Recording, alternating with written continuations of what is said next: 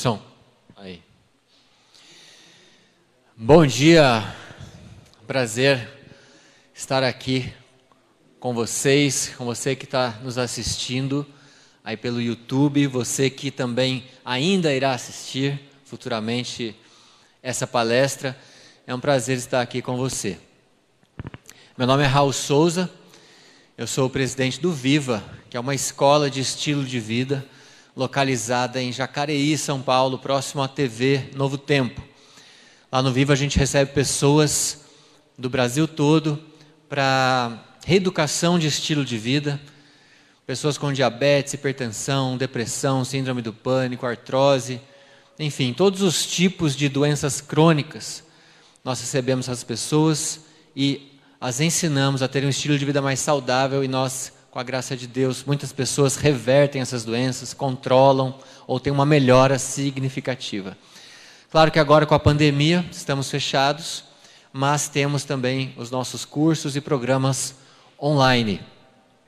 Então, se você quiser mais informações, depois a gente deixa o telefone aí, ou entre no nosso site espaçoviva.com.br.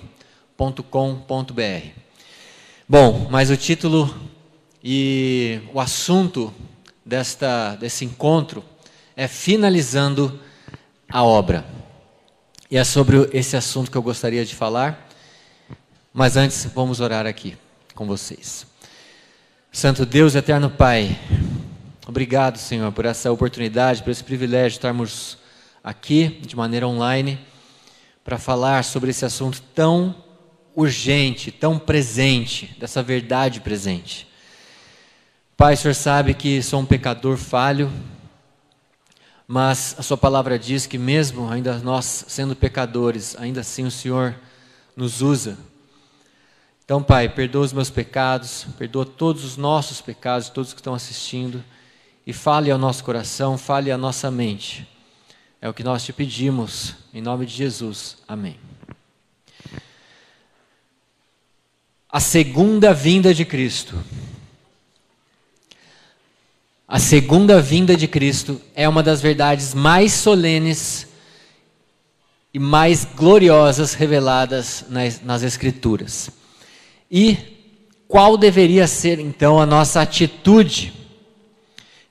Já que a gente entende dessa verdade, que é a segunda vinda de Cristo, tem mais de 2.500 referências sobre a segunda vinda de Cristo. E se ele veio a primeira, ele virá a segunda. Amém? A nossa atitude, lá em 2 Pedro 3, 10 a 12, diz que a nossa atitude deveria ser apressar a vinda de Deus. Engraçado que uma vez eu fiz um anúncio no Facebook para um público cristão sobre um congresso que iria ter, eu acho até que era o OCI do ano passado, se não me falha a memória. Eu fiz um anúncio dizendo assim: saiba como você também pode apressar a vinda de Jesus. E eu anunciei isso para um público cristão. E para minha grande surpresa, eu recebi uma enxurrada de críticas, dizendo: a gente não pode apressar a vinda de Jesus. Isso é impossível. Deus tem uma data certa para voltar, a gente não pode apressar a vinda. Não é isso que está dizendo aqui em 2 Pedro 3, 10 a 12. Pedro está nos dizendo aqui para nós apressarmos. E essa palavra no grego quer dizer exatamente isso: ativar, acelerar, precipitar. Então, isso está sim em nosso poder, ou na verdade é o nosso dever, apressar a vinda de Jesus.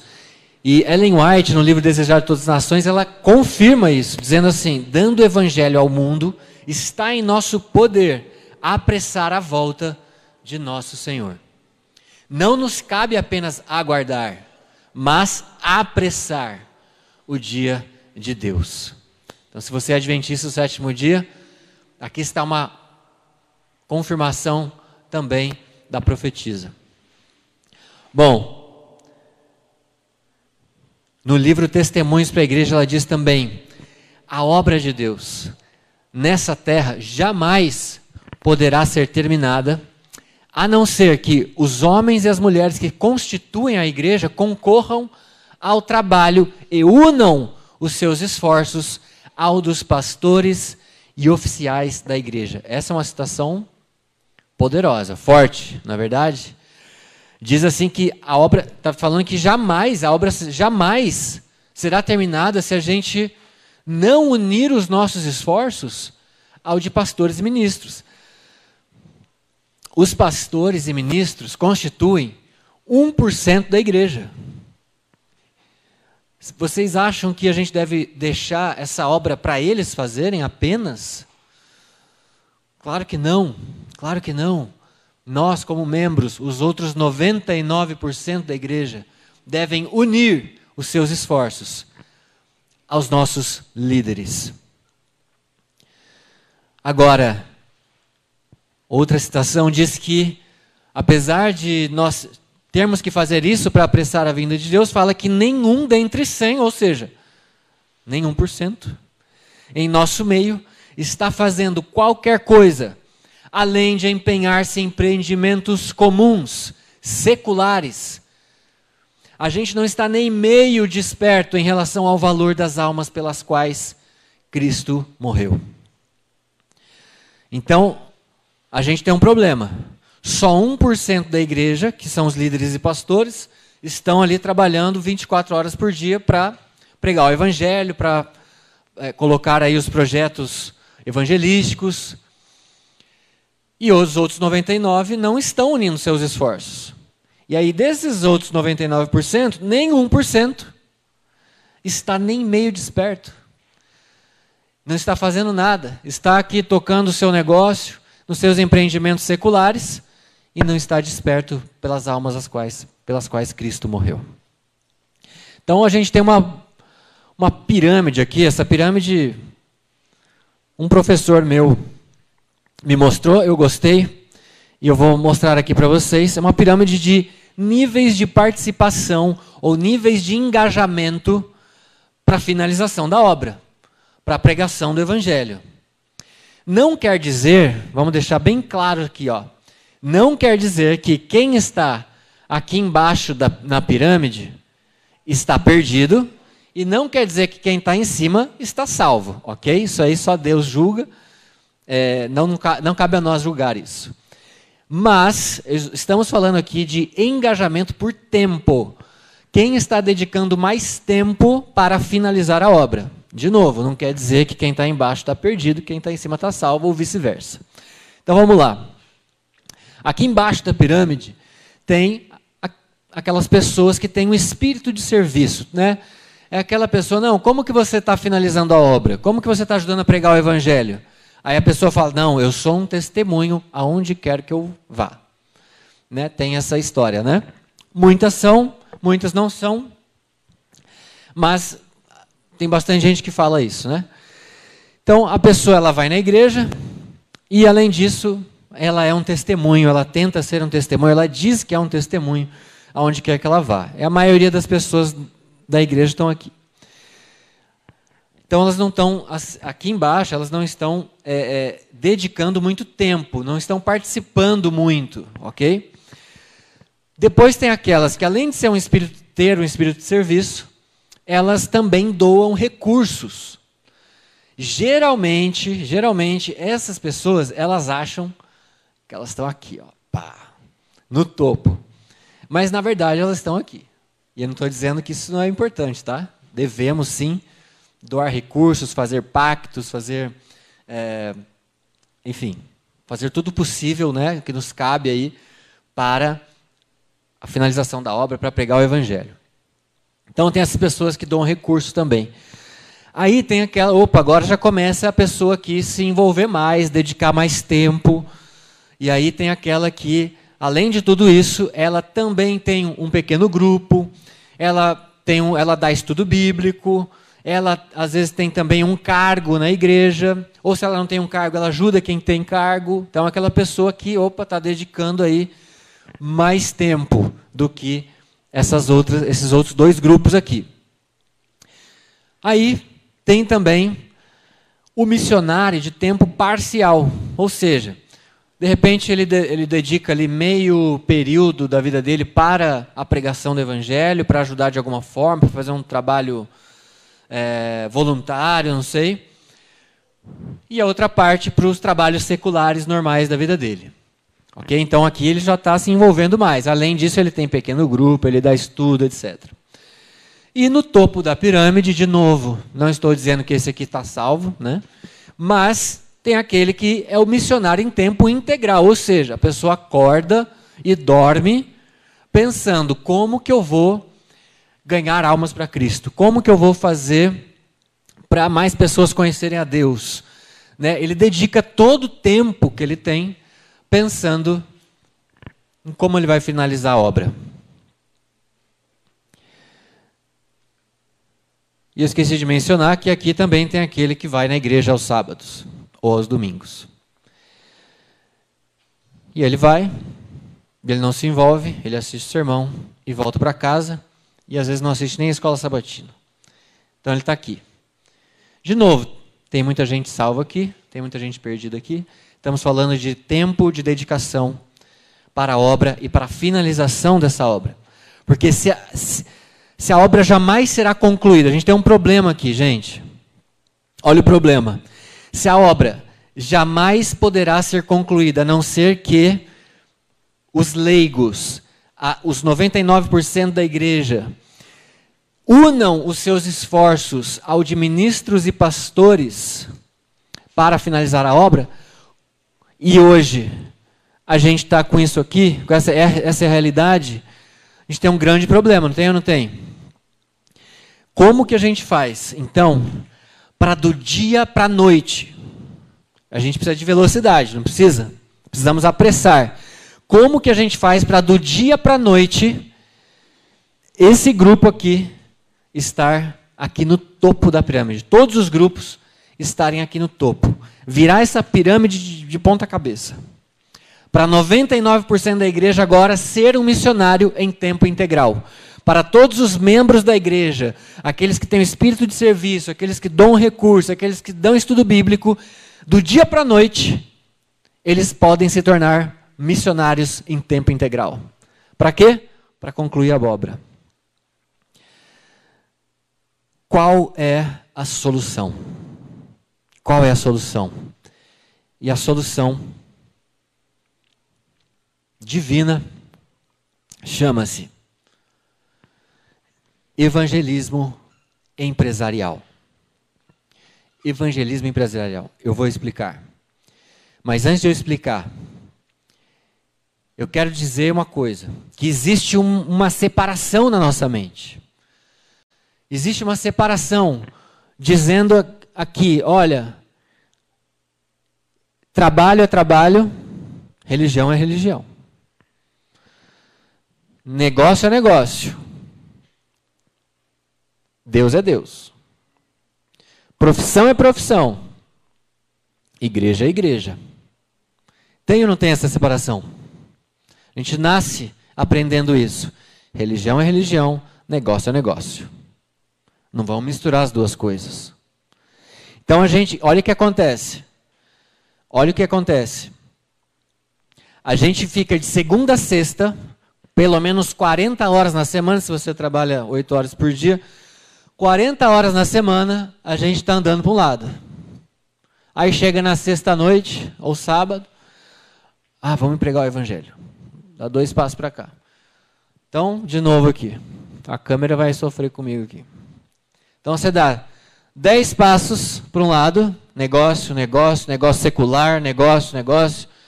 Chega na sexta, pregar o evangelho. Segunda-feira, mais 10 passos.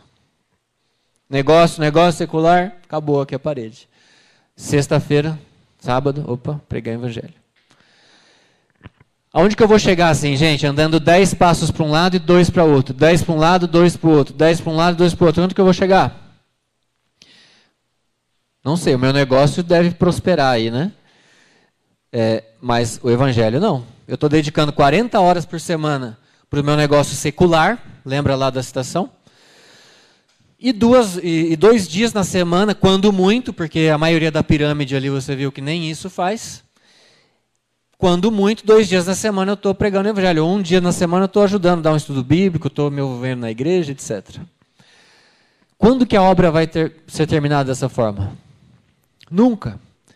Então, essa separação na nossa mente, que negócio é negócio, religião é religião, está destruindo a nossa família, está destruindo a nossa vida, está destruindo a igreja, está destruindo os planos de Deus para finalizar a obra nessa terra. Quando eu entendi isso, e eu vou desenvolver mais esse assunto, quando eu entendi isso, minha vida mudou. É por isso que eu gosto tanto de falar sobre esse assunto.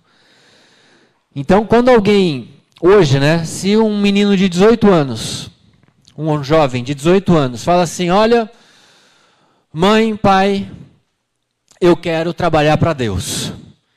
Decidi, quero trabalhar para Deus.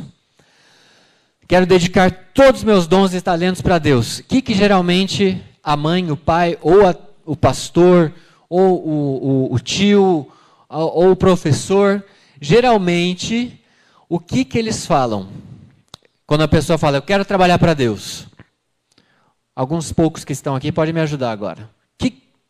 Vai ser o quê? Pastor. Ou o quê? Ah, não, eu não quero ser pastor. Dá outra opção.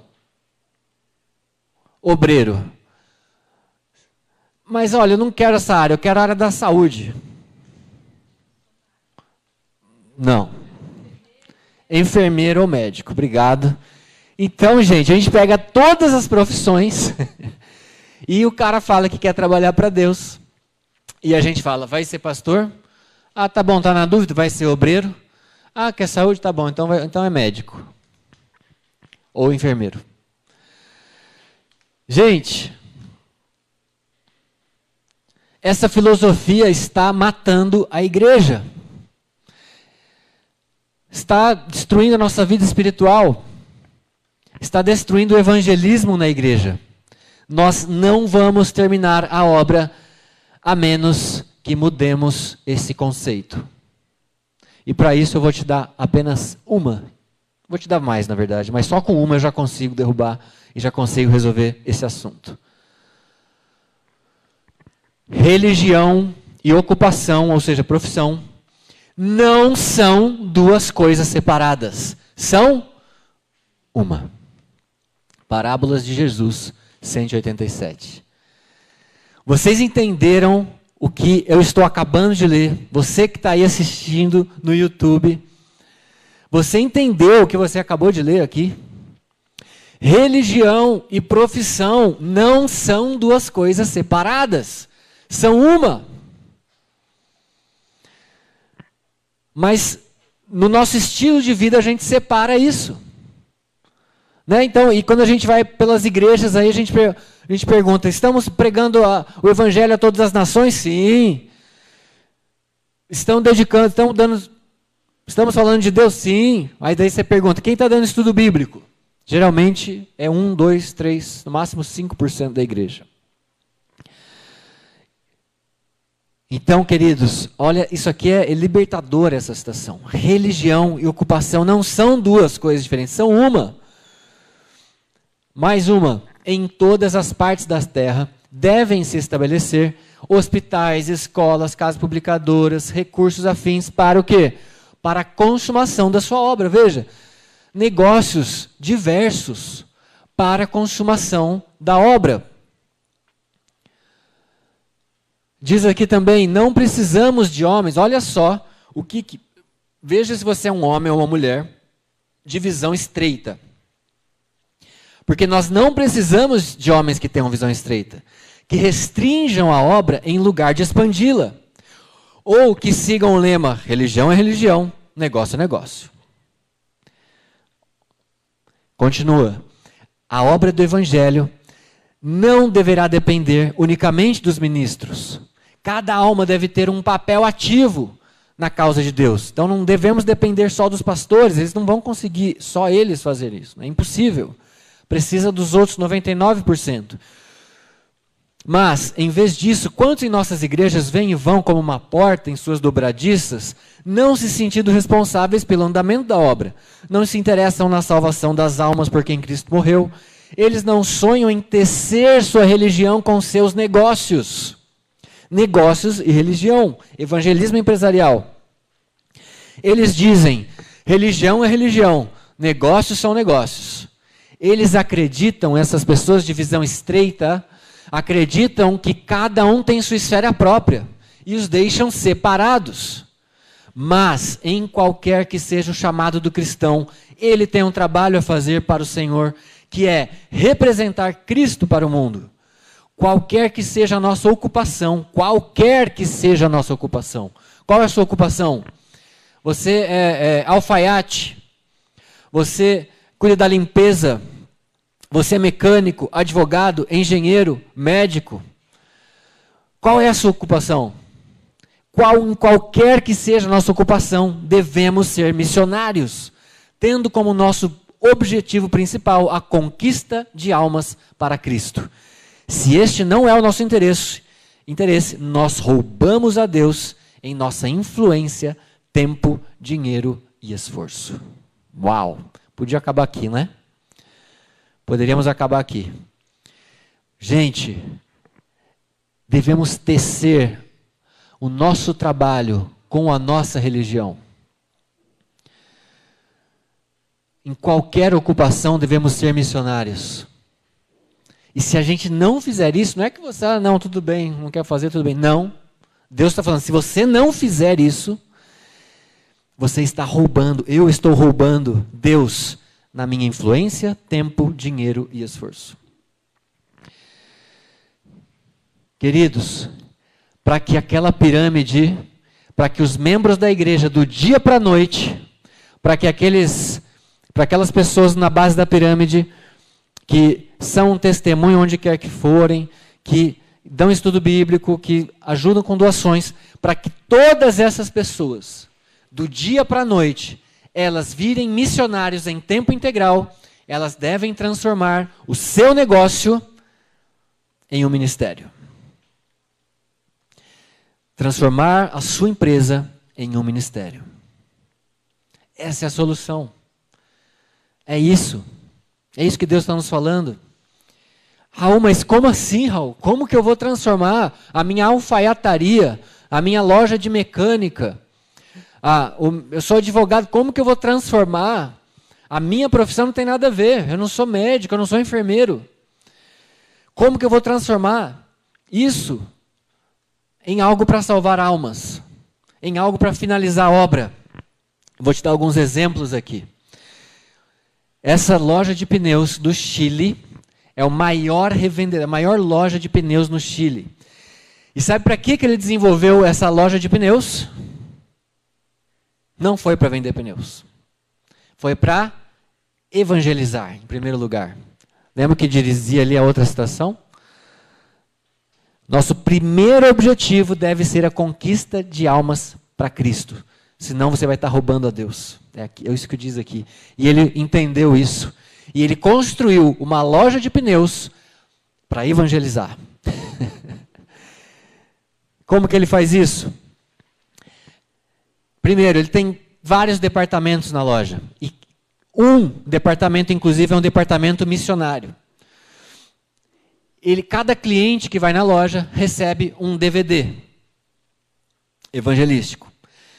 Ele distribui por semana 6.000 livros Caminho a Cristo. Porque cada cliente que ele vai lá, ele dá um livro em todas as suas lojas, é uma rede. Tem um departamento missionário com 14 missionários. Tem um departamento que visita as casas, que são os colportores. Imagina isso? E, gente, isso por causa de uma empresa.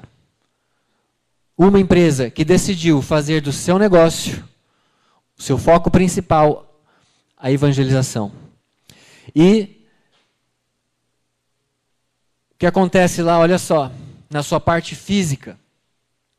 Detalhe, essa empresa tem batizado mais pessoas, esse negócio tem batizado mais pessoas do que várias igrejas combinadas na sua região.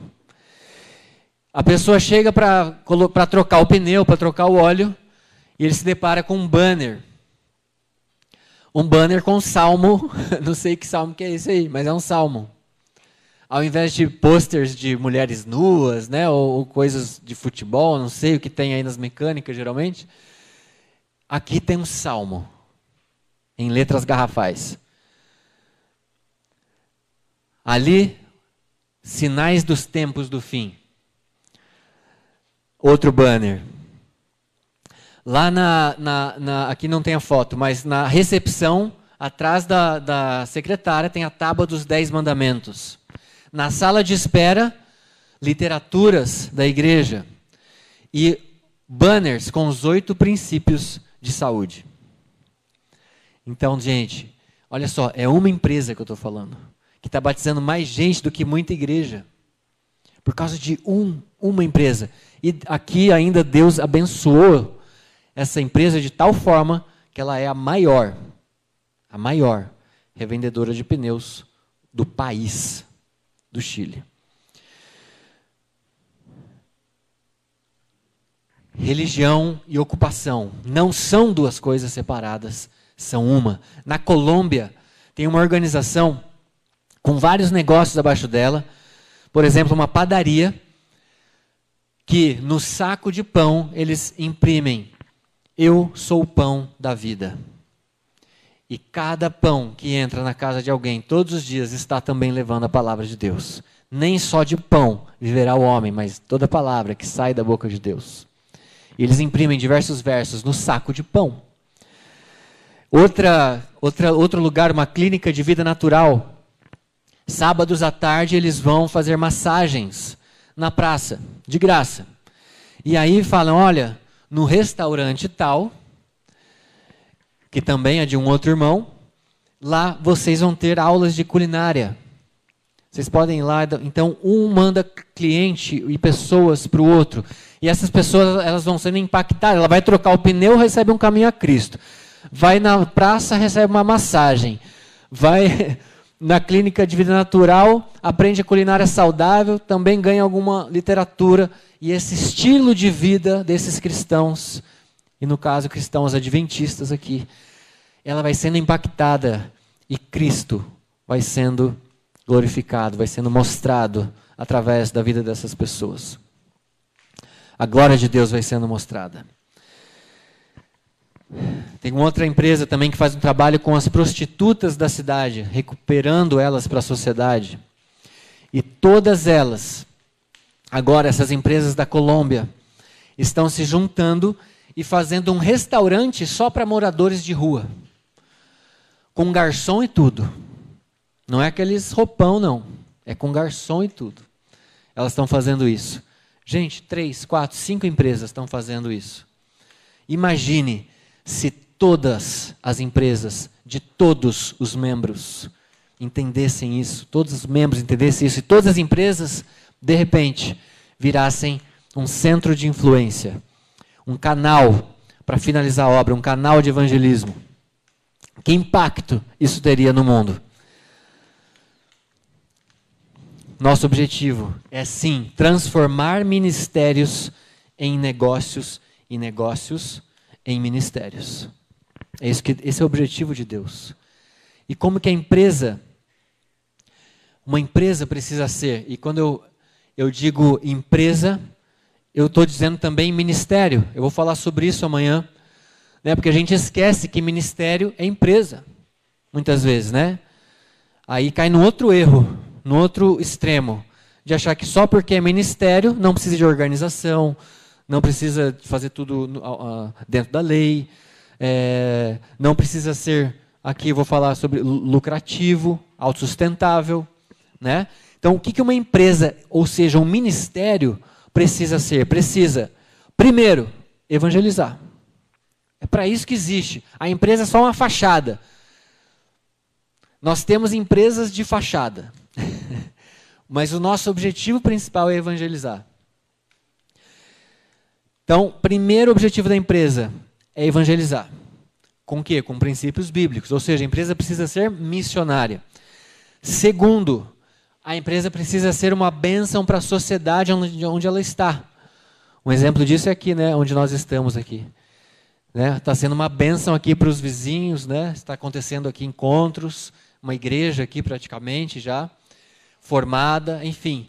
Uma bênção para a sociedade, o bairro, a cidade onde você está. Não precisa ser algo grandioso, mas sim local. Essa é a segunda coisa. E terceiro, sim, precisa ser lucrativa, precisa ser autossustentável. Isso é como uma empresa ou um ministério seria o ideal, né? Seria o ideal que fosse. Então, a empresa é apenas um meio para finalizar a obra.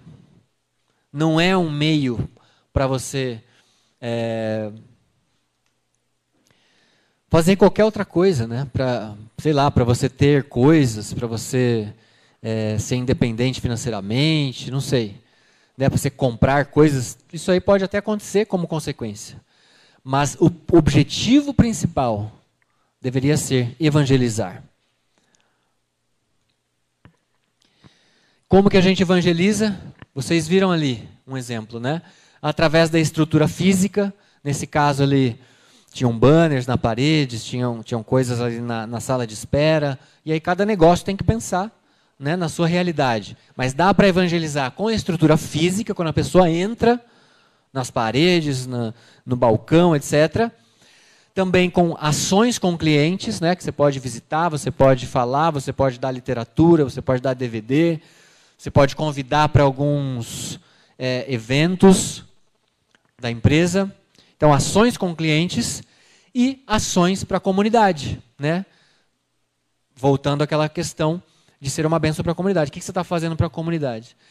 Então, dessa forma, você vai ser bênção, né? O Luqui acabou de falar aqui sobre Abraão, né? Sede bênção aonde você for. Então, a sua empresa precisa ser uma bênção. Ah, Raul, mas eu trabalho, eu sou CLT. Ok. Então, vai ser primeiro, se você quer ser CLT, porque lá em Deuteronômio 28, 13, se eu não me engano, diz lá para sermos cabeça e não cauda. Eu creio, e principalmente com os escritos, e entendendo como que era o plano para Israel, todos deveriam ser empreendedores em Israel. O ideal de Deus é que sejamos empreendedores, ou seja, sejamos os donos das nossas próprias empresas. Mas eu sei que isso é praticamente impossível, né? Todos serem, ok. Então, se você vai trabalhar para alguém, que seja para uma empresa que tem isso aqui como objetivo principal. Então, você pode trabalhar aqui, por exemplo, nessa empresa, né? Onde estamos aqui no Projeto Restaure. Pode trabalhar para a minha empresa, por exemplo, Viva. Pode trabalhar para Novo Tempo, para um hospital adventista, não sei. Para empresas que entendem isso aqui. Ou empresas de irmãos da igreja. Ah, Raul, mas eu trabalho lá na Petrobras, não sei, numa empresa que não entende isso. Ok, Deus pode estar te preparando para que você vá para uma outra empresa ou tenha a sua própria empresa. Então, não está errado vocês trabalharem lá, mas você não vai conseguir fazer isso aqui. Né? Aí você vai cair naquilo lá, vou ser um testemunho aonde quer que eu vá. Né? E que muitas vezes o cara lá fica 20 anos na empresa, o cara não sabe nem que você era cristão, não é verdade? Não acontece isso? Então, o ideal de Deus é que sejamos cabeça e não cauda, e que trabalhemos numa empresa assim, que pensa assim. Para terminar, gostaria de meditar aqui em Mateus 25. Mateus 25 tem 3 parábolas, né? 3 parábolas. A primeira parábola é a parábola das 10 virgens. E vocês conhecem a história, não vou ler aqui as 3 parábolas, mas vocês conhecem a história de que nessa parábola haviam 2 grupos de pessoas. As prudentes e as imprudentes. As prudentes, elas tinham azeite extra, não é verdade? E as imprudentes não tinham azeite extra. E todas dormiram esperando o noivo. Todas dormem esperando o noivo. E quando elas acordam, as que têm azeite extra, as prudentes, elas conseguem esperar mais um pouco ali, o noivo chegar. E as imprudentes, o que elas tiveram que fazer? Tiveram que voltar para a cidade para comprar mais azeite. No que elas voltam para comprar mais azeite, ou para pegar mais azeite, o noivo chega e elas ficam de fora.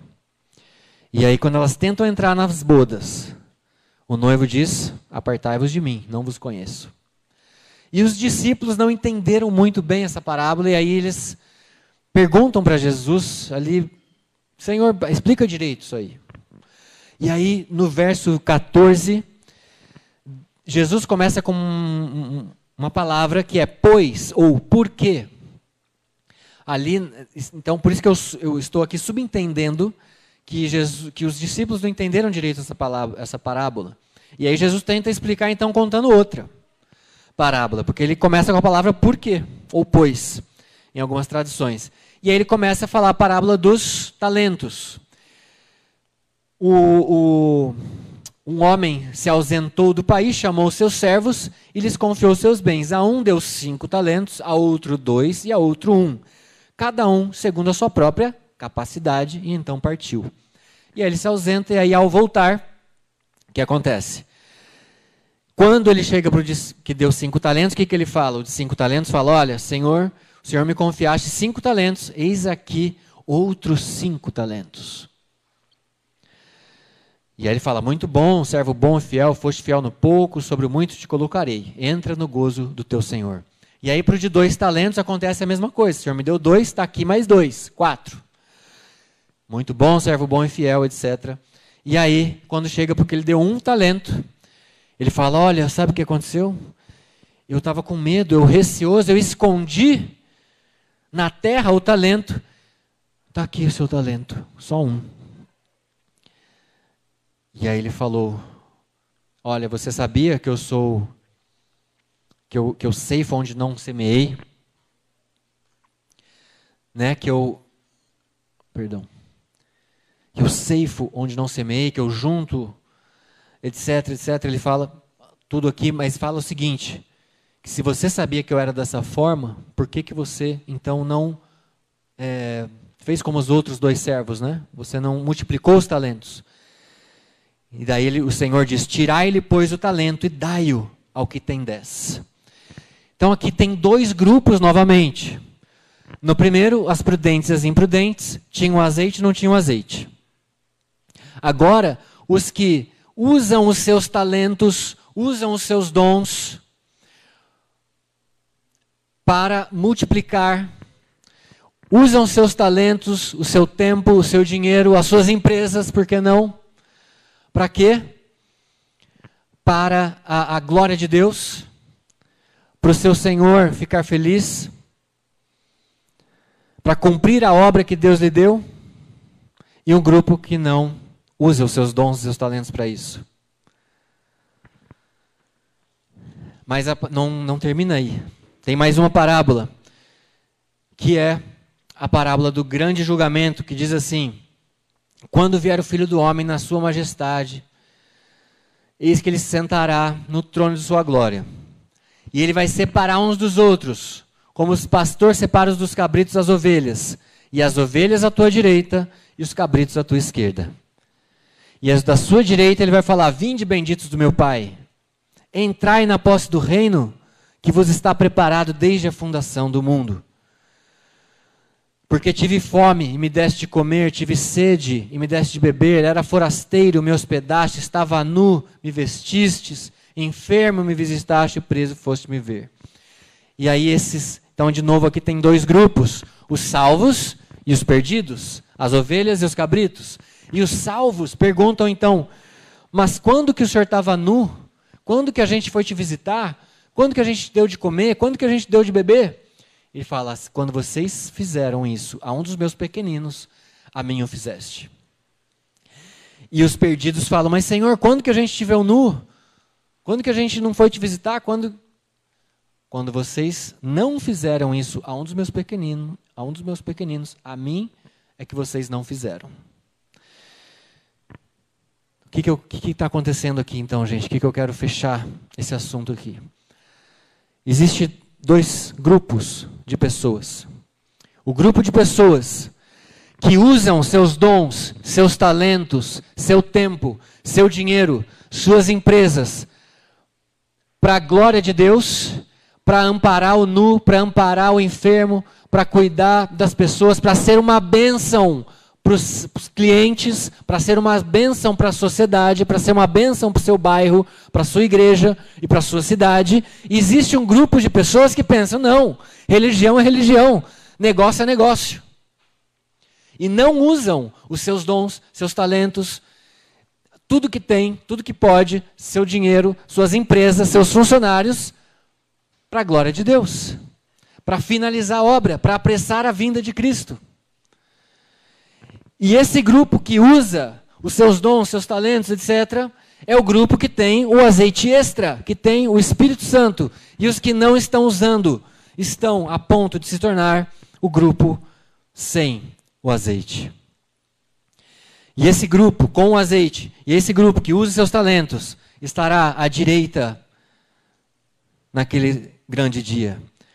E por quê? Porque eles estão amparando nu, cuidando dos enfermos, foste me visitar na prisão. Eles estão usando todos os seus dons, todos os seus talentos, as suas empresas, os seus negócios, para apressar a vinda de Cristo, para finalizar a obra. Em que grupo você quer estar? Em que grupo você está hoje? Você tem usado a sua profissão? Você tem usado os seus dons, seus talentos para apressar a vinda de Cristo? Ou você está nesse grupo que quando Cristo vier, você vai falar, receoso, escondi o seu talento? Porque as palavras para esse servo, ninguém quer ouvir. As palavras para esse servo foi, tirai-lhe, pois, o talento e dai-o ao que tem 10.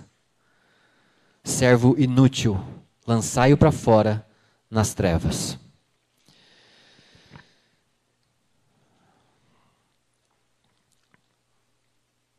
O êxito.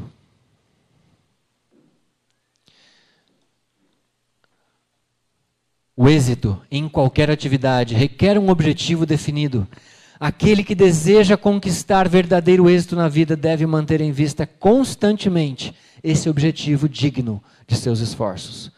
Esse objetivo é proposto diante dos jovens e adultos também de hoje. O propósito assinalado pelo céu de pregar o evangelho ao mundo nesta geração é o mais nobre que se pode apelar a qualquer ser humano. Isso abre um campo de ação a todo aquele cujo coração foi tocado por Cristo. Qual é seu objetivo? Qual é o objetivo da sua empresa, dos seus negócios, da sua vida? O que você está fazendo com a sua profissão?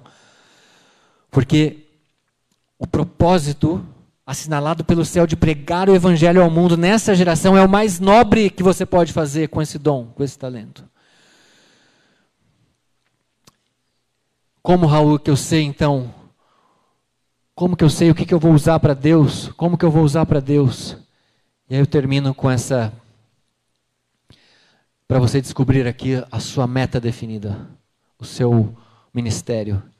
Aqui estão os seus dons naturais, é aquilo que você nasceu, aquilo que Deus te deu, aquilo que você é bom, que você já nasceu com isso, e todos têm pelo menos uma coisa, não vai falar que você não tem, porque é mentira. Aqui está aquilo que você, nessa esfera está aquilo que te motiva, que você gosta de fazer, que te tira da cama, ok? Porque tem coisas naturais que a gente não gosta muito de fazer, mas tem coisas já que a gente ama fazer. Então a gente deve unir algo que são dons com coisas que a gente ama fazer com um objetivo de evangelizar. Lembra o objetivo que a gente leu antes? E aí você descobre qual é essa interseção. Quais são seus dons naturais que também são paixões e que você pode usar para evangelizar. E aqui está, nessa interseção,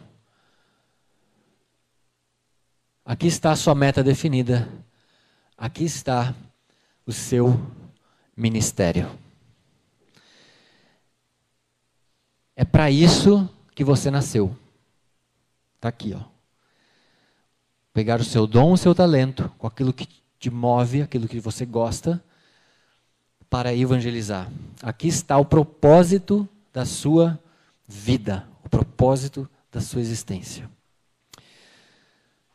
Que Deus te abençoe, que Deus te ilumine, que Ele possa te mostrar, se você ainda não sabe, qual é o seu ministério. E que você use isso para apressar a vinda de Cristo nessa terra e para finalizar a sua obra. Que Deus te abençoe.